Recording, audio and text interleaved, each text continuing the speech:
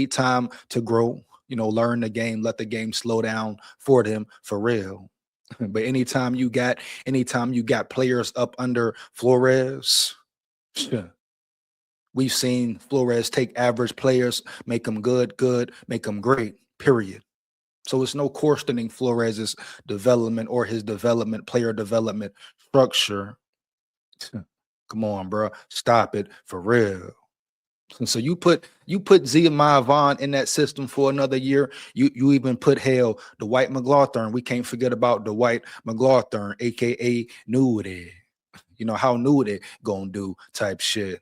So it's a few players on the brink. You know what I'm saying? It is what it is, bro. You can't forget about James Pierre. I think James Pierre will be a starter. Great grab by Rob Brzezinski as well as Vandermark. Shout out Vandermark and Pierre, no doubt. Here we go, bro. Let's get it. But the trenches will be the anchor. The trenches will be the strong point.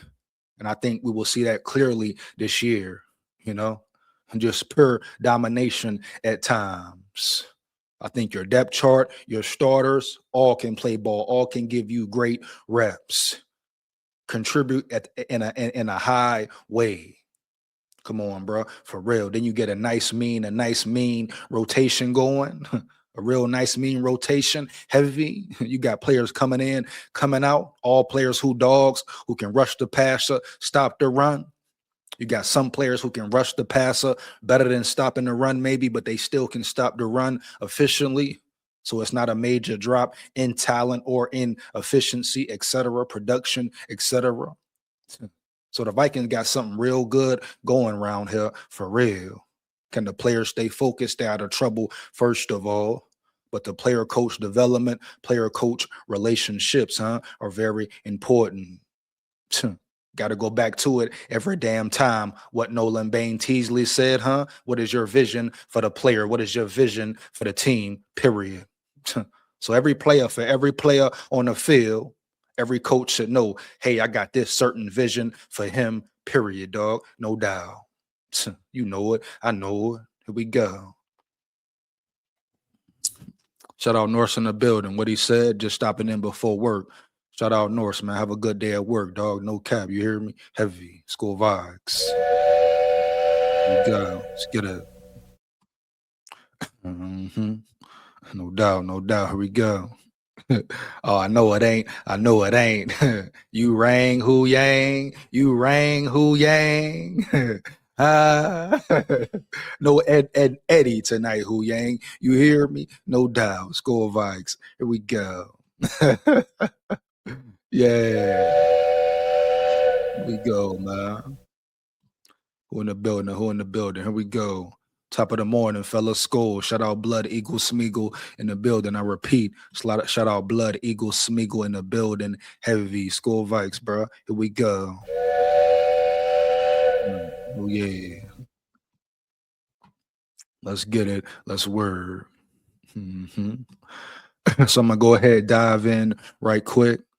First thing I want to tap into is they talking about the QB competition going to get ugly, like I say, and I repeat, and ain't nobody worry about nothing getting ugly, getting rough, getting raw, getting tough, etc.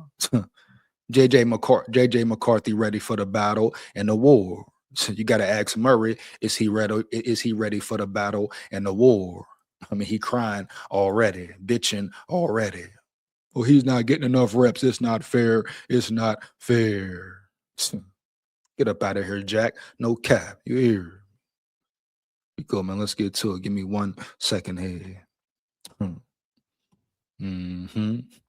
I breaks it down in the boogie down town. You can't handle the heat, huh? Get up out the kitchen for real. Here we go.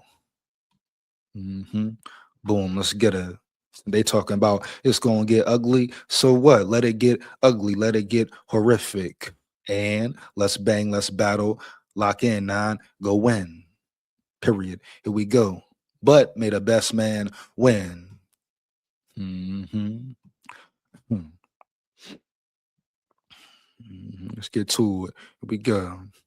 Vikings JJ McCarthy, Kyler Murray QB competition could get ugly. Will Kyler Murray or JJ McCarthy of the Minnesota Vikings get the start? That's what people are asking during the offseason. Murray probably wouldn't have come to the Vikings if he didn't know he'd probably get the start. Well, he thought it would be sweet. That's the whole thing, you so-called beat writer. Oh, yeah, yeah. Murray came in here talking about, oh, yeah, I wanted to come to Minnesota. He figured he could beat JJ McCarthy out easy, man. It wouldn't be no real battle for the position, man. No cap. I'm sure he watched JJ McCarthy last season or caught glimpses of him. You think Murray ain't been listening to the so-called experts and analysts, ESPN people, etc.? Oh, he been listening, chiming in, paying attention, paying close attention. So he didn't expect JJ McCarthy first off to come in really new and improved. He thought it would be the same old McCarthy, who throwing the ball too hard, can't layer the ball type shit. But to his surprise, McCarthy came in even better, like I said he would. Some people sleep on John Beck. Some people respect John Beck. At the end of the day, he's worked with numerous quarterbacks and turned numerous quarterback into Super Bowl winning quarterbacks. So put some respect on John Beck name. But John Beck did Kevin O'Connell's job per se. Oh yeah, bitch, yeah. John Beck put the amount of time, adequate amount of time, work in with McCarthy for real. The shit that Kevin O'Connell should have been doing, right? Taking time out of his day just to do for McCarthy for 9. That's what John Beck did this year for McCarthy, no doubt. And to take it back to the whole interview, people want to trip on the interview, right? But what McCarthy said, what he didn't say, how he said it, kill that noise, man. Poppycock, you hear? Bottom line is McCarthy has the right to feel any way he feels about the competition in general, period. So let's get back to it, man. Here we go. What he said. Jordan Addison with this new GM, he has any off the field issues, he might be out of here. Well, I don't care what GM it may have been, right, Aiden? Rob Brzezinski, Nolan Bain Teasley, whoever, even Quasi, hell, if Quasi would have remained. You know, Jordan Addison, I'm sure he understands, he should understand now that he is on his last straw, his last leg per se. He don't need to get in any more trouble. They're waiting to put his mug shot up anyway already. So he needs to just stay out the way, focused on his craft. Football should be his only concern. You know it. I know it. Shit. He want to party? Bad. Can't tell a man not to party, right? Right. But he better stay aware. You know, he better get up out of there when it's time to get up out of there, period. You know? Here we go, man. Let's get it. I don't like Kyler Murray mindset. If he starts, we missing the playoffs. I have a feeling he going to look like trash. Well, he very damn well could. You hear me, Aiden? And let's not forget, we're talking about the same Kyler Murray who got benched during the playoff game, during the only playoff game he was in, the Cardinals played in versus the Rams. Didn't the Arizona Cardinals bench him towards the end of the game? You know? Let's not forget he doesn't want to compete at all. Everything has been handed to him thus far, especially everything as far as that concerns the QB1 position. So is he a leader at all? Ask yourself the real question, right? Aiden Chris and all the Kyler Murray nut riders. How is Kyler Murray? How can he even be a leader if he never wanted to compete? So just forget everything else. Ask yourself that one main question right there. How the hell can he be a leader of a team, of an offense, run an offense at a Super Bowl caliber level? And this man is scared to compete. We see it right now. He's crying already. He's bitching like a little baby already. You know it. I know it, right? Huh? Here we go. He's like a nagging wife or nagging husband already, right? Right. Here we go. Let's get it. hmm Kyler acting like he already won the job. Let him act. Let him act. It don't matter. So what, bruh? And because guess what, Aiden? This will be a fair battle. Here we go. Let's get it. Hmm. What he said, I'm starting to believe he's still playing Call of Duty again. Here we go, man. Let's get it. Shout out Bat in the building. What up, dog? SKOL Vikes, man. Here we go. Let's get it. Let's word. He said, good morning, all. Back to word. Shout out Bat in the building. Shout out Bat in the building, dog. SKOL Vikes. Let's get it. Crybaby Murray, buckle up, folks. If he is a coach killer, sign me up. Just want KLC out of here. And everybody has different opinions. Everybody has different opinions about KLC, no doubt. As you should, as you should. But at the end of the day, as well, he is your head coach going into this brand new season, this brand new era. And bottom line is, this is the NFL. So guess what? This is a brand new year. So KOC has a chance to definitely redeem himself. Like I said, you want an extension. You want to remain the head coach of the Vikings. He needs to win 2 playoff games this year. Period. No cap. Anything less, he's fired. He's done, huh? Finito. Adios. Bye bye. You know, it's been 4 years going on 5 now. Year 5, we need at least 2 playoff wins. Anything more is a definite plus. But at the end of the day, bro, we need 2 playoff wins. One is not enough at all. Here we go. You know, let's get it. Text say, here, giraffe, here, giraffe. Man, big giraffe, huh? Big giraffe, huh? Here we go. Yeah. KLC was a bad QB. I actually liked him as a prospect. He literally ran a 4.540 and had a strong arm. The Pats drafted him in round 3. Hey, man. You know, maybe he didn't have the mentality back. You hear me? Maybe he didn't have the want to, etc. But it's something he didn't have. I mean, shit, hell. Maybe he has. Maybe he's mad at McCarthy because McCarthy has what he didn't have. Some people say the sabotage was in. But see, you see the fight, you see the determination, you see the true heart, the true winning attitude, the true champion spirit in McCarthy. See, people didn't see that in KOC at all. You know, he tricked a lot of people with the Rams. He was able to hide behind McVay, right? Per se. But since he's been in many, especially the last 3 years, how the defense has been carrying him and his punk ass offense. He hasn't been able to hide at all. Now he still is KOC. He's always protected while everyone else gets neglected for sure. But especially certain fans, you know, real fans are starting to see, hey, KOC hasn't been great really at all. Okay, you give him 2 solid regular seasons, bad. But eventually you need more than regular season wins. You want playoff wins, Super Bowl wins, etc. We go, man. It's been 4 years and KLC hasn't gave you 1 playoff win yet. We go. KLC just going to give Kyler Murray the job no matter how good JJ McCarthy practice. KLC will start Kyler fair competition. I don't trust the word he says. Game 1 versus Packers, going to tell us the truth. Well, training camp will tell us the truth, Aiden. Joint practice will tell us the truth for sure, period. Preseason games will tell us the truth, Aiden, right? Right. So you're going to definitely be able to tell, is it a fair competition, a fair battle, or not? Here we go.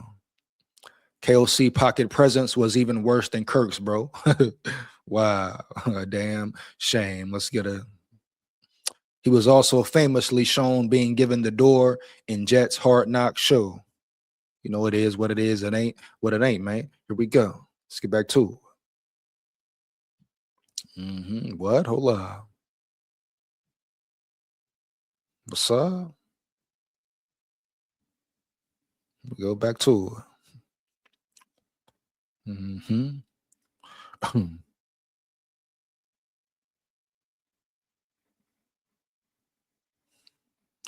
we go. Let's get a. Vikings quarterbacks Kyler Murray and JJ McCarthy could be in a real competition. In a piece for CBS Sports, Carter Bonds broke down the Murray and McCarthy situation and what it may get and why it may get contentious. He called it a work in progress, said the quarterback competition could get ugly. Here we go. Why? He references earlier in the offseason when McCarthy described their relationship as like two guys in a classroom, adding that he sits on one side, I sit on the other side, and it's the coach's responsibility to teach us and coach us. And that is big facts, no cap. Here we go. Neither is owed the number one quarterback role, but whoever loses it will have reason to be discontented. Here we go, Bond said. Murray is a 7-year starter who, at his best, produces among the league's top half of signal callers. McCarthy is a recent first-round pick who has arguably not received a fair shake due to injuries. Well, not only due to injuries, due to lack of coaching, lack of attention, heavy, etc. You know it, I know it, period. Here we go. So don't look now, but things are looking competitive between McCarthy and Murray. Someone is going to come out of it happy and the other one not so much. And who cares? See, that's the problem right there. They're always talking about, oh, who's going to be happy, who's not going to be happy, who's it going to affect the most? Who cares, bro? May the best man win. You know it. I know it, right? Here we go. I mean, make them face the challengers like KOC said they would face. Whoever looks better during adversity, in adversity, shit, he is your starter. Once again, KLC pretty much said everything the people, the fans want to know. You know, how will you go about determining your QB1? And he made it very clear. We're going to put them in certain situations, bro, and see who performs the best. We go, man. Let's get it. But this whole, oh, don't make Murray mad. Don't make McCarthy mad. And let him get mad, bro. Let him get mad, period. Tell him get mad on the field. Tell him go bang on the field, right? Right. You got 4 weeks to get it right. 4 weeks, well, shit, 6 weeks, damn near, right, to get it right, to prove why you should be QB1, period. And I'm talking to both of them round yonder. Oh, yeah, bitch, yeah, it's team 9 round here. But at the end of the day, may the best man win. Hey, so Murray, stop crying. McCarthy never cried, for real. But McCarthy, don't worry about nothing else that's going on. You're going to have your chance to compete. That's the one thing about it. You can't run from competition. You can't run from the season for a reason. Here we go. Let's get it, man. Let's word back to it. Now I want to get into a video. Like I said, the trenches will be damn near phenomenal, assuming it won't be no major injuries, etc. Assuming Caleb Banks will be healthy, 100% ready to go. Let's get to it, man. 1 second. Gotta get it. You hear? Heavy. Matter of fact, hold up. I know where it's at. Right here. There you go. You know, first I want to talk about Jalen Redmond, huh? Definitely. But Jalen Redmond will definitely be a force to reckon with. Then you put other special players around him, not just the rookies, Banks and Orange, but you talk about Rodriguez, like I said before, Elijah Williams, etc. Exterior, of course, you already know Dallas Turner, Tyrion Ingram. Tyrion Ingram can be inside as well. He gives you that versatile play. You know, how will Bo Richter look? How will Murphy look, etc. Man, so, no doubt. Let's get to it. But Jalen Redmond gonna come on the scene, explode on the scene even more this year. How I feel about it, no doubt, for real. For real. You know, he really has the opportunity to be a real dominant force. real dominant, lethal force up front. No doubt. Here we go. Let's get it. You talk about certain packages Flores would or should have, huh? Certain stunts he can send linebackers on now. You know, different directions he can send these players in to cause confusion and great chaos. That's what you want, Holmes, right there. Here we go. I know it. You know it. Let's get it, bro. SKOL VIKES. Allen and Hargrave up front. Two vets. Michael Penix now in trouble and brought down. Big Red, man. And let's be real here. Let's be honest, man. He's really been learning on the damn fly.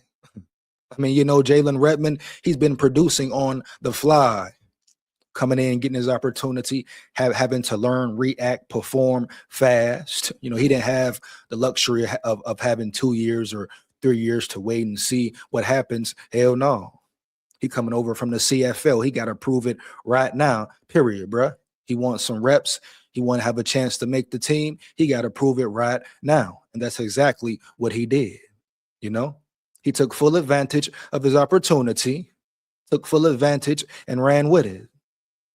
Didn't look back ever since, man. But they talk about last year, how it was a so-called breakout year for Red. I'm talking about hell this year. We talking about a real breakout season for Big Red, right? No doubt. 6'1", whatever you may call him. Here we go. Let's get to it.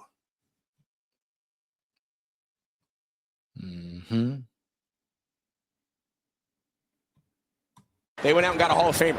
Who will start his day by getting sacked by Jalen Redmond. Looks like he's my size.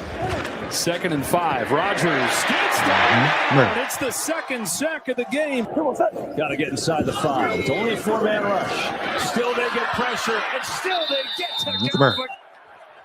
4-man rush again.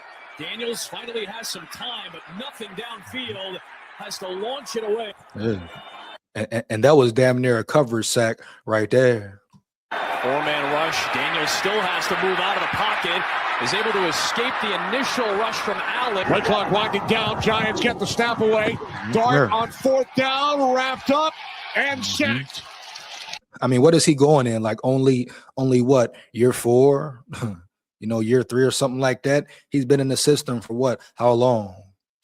His ceiling is still very high. His upside is very high. A lot to learn, a lot more ways to grow, man. Get more moves into his arsenal type shit. Sky's the limit. Matter of fact, there's no limit for that dude, period. We go. What he said. 1 second. Here we go. Let's get it. Leonard Floyd is a KOC guy. Y'all talked about Leonard Floyd before, man, about a few lives ago for sure. But yeah, Leonard Floyd, bring him in, Holmes. Why not? Get him at a cheap price type shit. You can never have enough depth at all. I don't care who it is, who you bring in. Van Noy from Baltimore. Who else? What they say, Clowney maybe, whoever. You know, just bring in a solid veteran who can give you good numbers, good reps if need be. And depending on injury or who gets injured, how many real good reps can he give you consistently? You know, that's the main question right there. So whatever veteran you may choose, first of all, you're going to get them cheap, period. So it really comes down to, hey, who does Flores want at the end of the day? A Leonard Floyd or Van Noy, whoever the name is, dog. One thing for certain, you know, Brian Flores is going to get the most out of them. Here we go, man. Let's get to it. In the night, DJ Moore was in the backfield. He gets it now. Trying to make moves and with kick straight into the end zone that is down this year compared to last. And here is Michael Penix Jr. and the Falcons. Outplayed the Vikings in this first half. We lead by 3 thus far tonight. And trying to add to it here with a first down at the 32-yard line. So Bijan Robinson. And first downs on the night. Robinson rests. Algier with the carry. And he stopped Jalen Redmond, who Chris mentioned, London in week 1. Just 4 tonight, with a couple of big ones, one in each half. I mean, even right there, being off balance, still making a tackle, making a play. Hold on, let me run it back. Share the screen again, man. But right there, this play, a phenomenal play right here. Boom. You know, being off balance, out of position, all that, still made up for it and made the play in a great way. Here we go. And first downs on the night. Robinson rests here with the carry. And he stopped Jalen Redmond, who Chris mentioned, London in week 1. Just 4 tonight, with a couple of big ones, one in each half. Boom. Still make the turnaround and make the play, dog. In the Rose Bowl, close out his career with the Huskies. And here he just hands it off. He fumbled here this week. They all forced fumble type shit. rallied around their captain and wished him well.